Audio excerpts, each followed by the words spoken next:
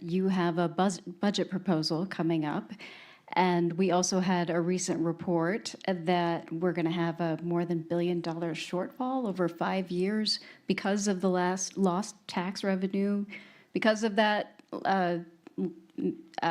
office space that's going vacant. Last point is that you've also mentioned that our budget is going to be hit because of the number of individual migrants who are coming, and so they're not covered by, they can't apply. They're not families, so they can't apply for shelter to the state.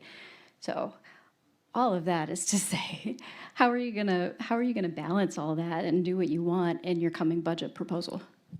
Well, how many hours of budget meetings have we had the last week? It's been, there's been a lot that we have been sorting through as we get ready to deliver the first draft of the budget to the City Council, which is due in the beginning of April. I will say the report, which documented some of the challenges that we're facing, that every city is facing now, as downtown offices in particular are becoming less frequented, and therefore the ripple effects of what that means for city economies. The report documented many of those challenges very well, but there is a slight distinction that actually makes a big difference in how our revenues are collected. So this is probably going too much into the rabbit hole, but just for everyone to understand here, Boston's revenue, city government revenues that we fund all of the city services with, teachers, police, firefighters, EMS, filling potholes and all of that, it comes from a number of different sources, but our city is also a little bit unique in that almost 3/4 of that comes from property taxes. The rest, we don't have a lot of other there's no city income tax in Boston, there's no ability to add other types of revenue that some other cities can just sort of put on the books themselves. We're very bound to what state law is, and we're capped also in property taxes at 2.5% increase every single year.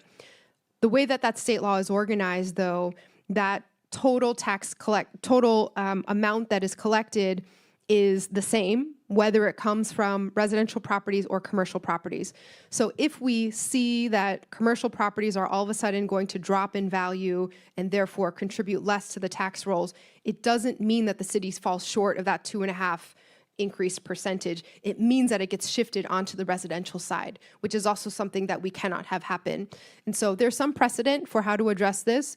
2 decades ago at this point, there was a similar shift, but it happened because the city's residential values were all of a sudden going up much faster than commercial values were.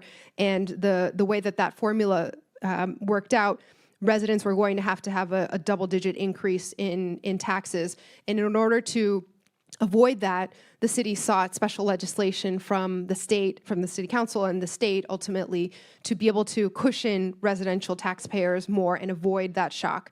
We are looking at what that would mean, and I think that would be important to have those tools available for us to deal with that in this moment. Now, it doesn't solve the longer term challenge, which is how we make sure that those commercial values don't come down or continue going down. And that is about revitalizing downtown and really taking a different approach to how we think about that, all of those buildings. If you ask any, if I ask my kids to draw a city, any person off the street to draw a city, you're probably going to draw some boxy downtown skyscrapers, right? At least as part of it. I don't know, mine might draw a whole bunch of other things that are beyond the scope of it. But people often think of cities as they draw many meetings,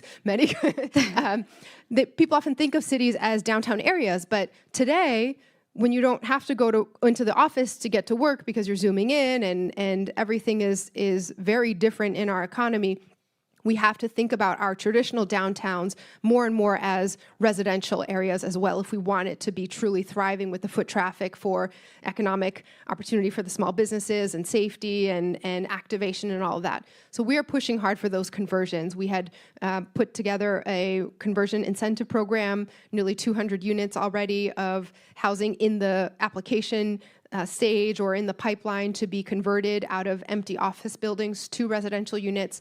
Actions to encourage more people to come downtown, to work with employers and create opportunities for support. Ultimately, it's about transportation and whether residents and workers can reliably depend on public transit to get downtown. It's about the cost of childcare and whether Boston is an area that people feel they can afford to raise their families, and all of the other infrastructure costs that we need to reshape how our downtown functions, how our economy functions, and therefore how the city's services will be able to be funded. So for now, we are feeling very good about, certainly there are trade-offs that have to be made in uncertain economic times, but we have a very solid foundation. We're likely going to seek some of the legislative tools to have every option available. Should we need to exercise some more cushioning of different groups between the tax system.